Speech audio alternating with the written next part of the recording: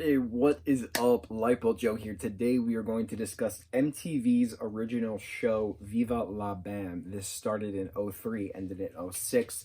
This is a follow-up to MTV's Jackass plus Wild Boys. Wild Boys and Viva La Bam kind of aired at the same time.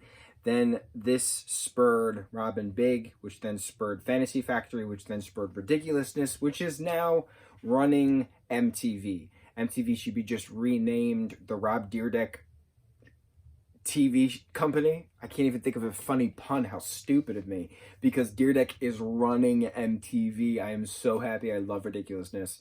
So how did this chain of events happen to 2021? Jackass came out in 2000 and here we are in 2021. 21 years later of pure joy. I have nothing BAM related. I have nothing MTV related. I feel like my Youngblood shirt is appropriate because he's a musician, right? He's awesome, and like MTV stands for music television, even though Ridiculousness is Rob Dyrdek, Chanel West Coast, and Stilo Brim just, hanging out and goofing around and laughing at videos, but whatever. So CKY Crew is composed of BAM and a bunch of his friends from Westchester, Pennsylvania. BAM, originally Brandon Margera. His grandfather, so his dad, Phil's dad, nicknamed him Bam Bam because when he was little, he would just run into walls. And a couple of kids in like elementary school would just shortened it to just Bam instead of Bam Bam. He just called Bam. So then his family just took on calling him Bam. He's got an older brother, Jess, who's in the music group, who's in the band CKY. CKY stands for Can't Kill Yourself or something like that. It's like based off of like some like slasher film about kids at a summer camp, dying, because that's what summer camp horror films are. Kids die. So the CKY Crew, not specifically the CKY music group, the CKY Crew composed of Bam and his friends doing a bunch of like pranks and like Jackass style videos and, stunts and things. Like they're all stunt guys. Most of them are all skaters and like, have a good time. They laugh their asses off. They hurt themselves. They laugh. So Jeff Tremaine started Jackass on MTV with the CKY group, Bam Margera leading that front, of course, and then Johnny Knoxville, Stevo, and Chris Pontius were brought into the mix, Wee Man and Preston, whose last name I can't remember, etc. Right, a bunch of other stunt guys were brought into the Jackass crew, but Jackass is pretty much based off the CKY crew, which is pretty cool because their earlier Jackass seasons have a lot of the original like videos of the CKY Crew, and the CKY Crew putting videos out was like more of like the skateboarding video front. So like you submit them and like you couldn't really post them. There was no internet really in back in the day. Like if Jackass was 2000, that means Bam and friends were doing this in the late 90s, and like they were what, early 20s, late teens at that point. Bam's like 24 at the beginning of this series, give or take. Let's just look this up. What is he born? 98? No, 78, 79? I don't remember. One of those years. So it's nostalgic glory watching the show now. I'm about to be 31 in like a couple of months. In a month, actually. And to watch this show now, '03, I was 13 years old. That's my formative peak middle school years.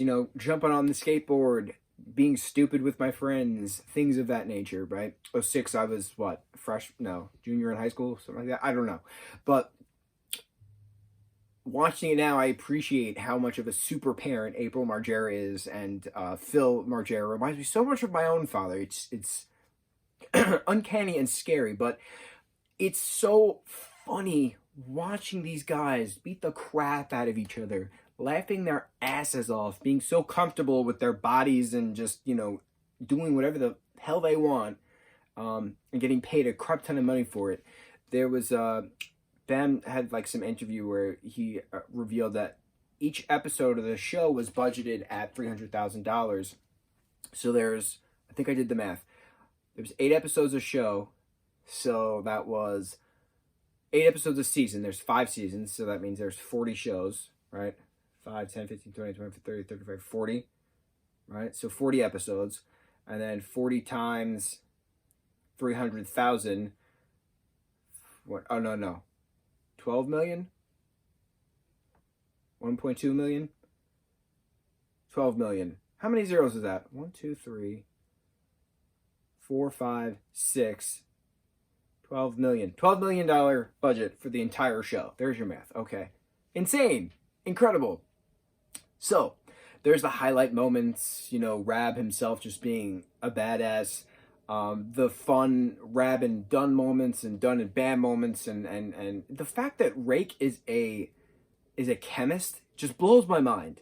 Rake Young is a chemist, and he's in some episodes here and there. He's not in all the episodes, but he has his freak out moments, and he's a chemist. He's the smartest of them all. Rab went to college, things of that nature. They got him a Russian mail order bride at one point. Just the adventures too. Like each episode was crafted in a reality style, so like they were given a task or an adventure to do within the time slot. The scavenger hunt episode was awesome. Them going to their European trip, awesome. Going to Brazil, awesome.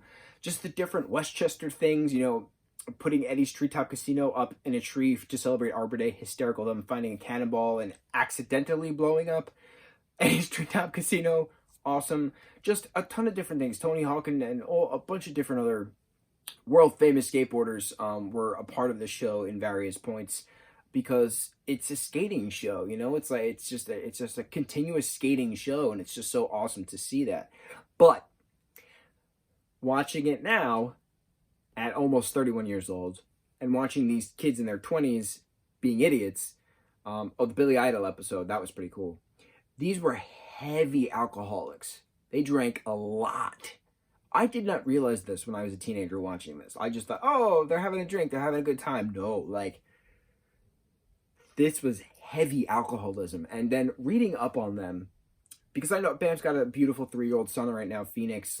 We're all so happy to see Bam so healthy. He's put on a lot of weight, but he's had an eating disorder for quite some time. He's been a heavy alcoholic for quite some time. He's been in and out of rehab for quite some time. We as fans have always wanted the best for him, and for the family, and for the crew, the CKY crew, his friends, our friends. We've grown up with these guys, so we want what's best for them. They're all a part of Jackass, the 3.5 films that spin. They're filming the 4th one right now. When Ryan Dunn passed away in 2011, that hit us hard. Because he was speeding while intoxicated, and he did not survive the car crash. And it kills us to have to admit that he was drinking and driving, or was severely drunk, and then drove and sped the car over 110 miles an hour, and then lost his life because of that choice. It's terrible to see. It's hard to see those self-destructive tendencies in the show and then represented in real life. It's really hard. Rab was in and out of rehab for quite some time. Novak was in and out of rehab for quite some time. It's hard watching it. Even though I'm laughing my ass off at points, it's hard knowing the reality of it. You didn't think of that 20 years ago. You didn't think of that. The other big thing is Don Vito, of course, is Vito Scalapini, Bam's uncle, Phil's brother, Ape's brother-in-law. He's a character of himself, right? And he does some stupid, hysterical things. He's got freak-out moments galore, but he's a pervert. And the way he interacts with females on the show is disturbing. But again, when you're 13 years old, you're not thinking about that. Me at 30, I'm thinking about that. It's disturbing. And in 2007, he was convicted of sexual assault, sexual misconduct. It's so hard, I think, in this political climate, because I want to laugh my ass off and not feel guilty that I'm laughing my ass off at remembering the good times I had with my brother, watching the show after school, or with certain cousins, or one of my best friends at one point, laughing our asses off watching this show. I don't want to feel guilty having those memories, but I do feel guilty having those memories because of the fact that I'm cheering on these alcoholics and I'm cheering on this convicted sex offender. It's a strange duality of, I don't want to like it, but I do because of the nostalgia. I think it's just that aftermath effect. But I feel like we're also allowed to love the memories we have with that, even though we're not aware of the behind the scenes at that given moment. I don't know. I'm conflicted. It's a duality. I really want to know people's opinion on it, because when we see memes now, Viva La Bam memes, we're not thinking about the reality. We're not thinking about the heavy alcoholism, the eating disorders, the constant destruction, the sexual misconduct on many parts. We're not thinking about that stuff. We're thinking about the fun times we had with our friends, with our brothers, with our siblings, with our family, with our cousins, with friends, you know, watching this at sleepovers until 4 in the morning, and you just laugh your asses off, and you want to jump off your bed and land on your friend because Bam just did it, and it's hysterical, and you want to put thumbtacks on the floor because Bam just did it, and it's hysterical. Those are the memories I'm trying to keep, because it's a simpler time. Good old days of yonder. You get up for school, you go with your friends and your sibling, and you know, you do your thing, you come home, you watch MTV, you had a grand old time. So I don't know, it's a confliction bit, but I do want to hear people's opinions. I am very excited for Jackass 4. I need the Jackass skull and crossbones tattoo somewhere, and I do want a Ryan Dunn tattoo. I really do. He got a 5 + 4 = 9 tattoo right on. I'm gonna put my leg up and be stupid right here on the top of his foot, and like, I really want that because Ryan Dunn got it. I think that'd be a good remembrance of my youth. But that was part of the scavenger hunt. They end on some of the. I have the box set of all the seasons, so like on one of the box sets, there's like a behind the scenes, and there's a like an actual list of the scavenger hunt where you can get points and stuff. I loved doing scavenger hunts when I was a teenager. Loved it. I was so good at it. I have so many relics around this room from scavenger hunts. One of my all-time favorite scavenger hunt moments. I was with this friend. We were upstate New York, and I was helping her like move into like an apartment because she was starting a semester or something like that. Whatever. But we were continuing a scavenger hunt we did recently with friends, and like we kind of had like a week to do things, and I don't remember like the specific thing, but like I wound up at a frat house. This was like 6 in the morning. Her and I were like in upstate New York at this point, moving stuff. So like these frat guys are clearly asleep at 6 a.m. or 7 a.m., whatever it was. Tuckered out from the night before, right? Completely done. And they had a like person crossing sign that they obviously stole, but like neatly placed right next to their door.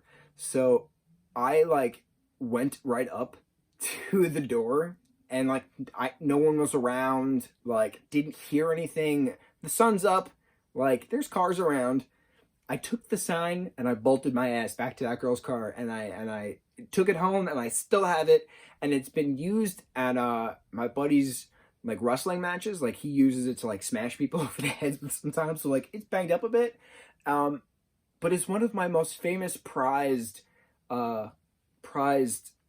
scavenger hunt moments, because like that was so entertaining. It was very Bam and Company, it was very CKY crew, it was very jackassy. Like if you've never done a scavenger hunt for like your senior class or like with whatever group of friends you have, like it's so entertaining doing these things for points, like talk to a stranger, or try to make out with this person, you know, things. It's just random things, most of which should not be done, but you're with your friends and you have good laughs. You have to make sure everyone is safe, of course, but I'm reminiscing. I did it. I'm reminiscing. So, Viva La Bam. Just ape freaking out all the time. She's a beautiful mother. I give her so much credit. I want to see it. I want to see Ape and Phil interact with their grandchild. Like I think they'd be the greatest grandparents. That's why I love Ridiculousness and Fantasy Factory and Rob and Big so much, because Rob has his parents, Gene and Pat, on the shows all the time, and I like seeing that. You know, I like having that closeness with my parents, and they put up with my shenanigans, and they put up with my brother's shenanigans. But like to see that on screen, Bam's parents putting up with his shenanigans, and Pat and Gene putting up with Rob's shenanigans, it's home. It's home. It's the best way to say it. Okay, we're good. Mucho mahalo.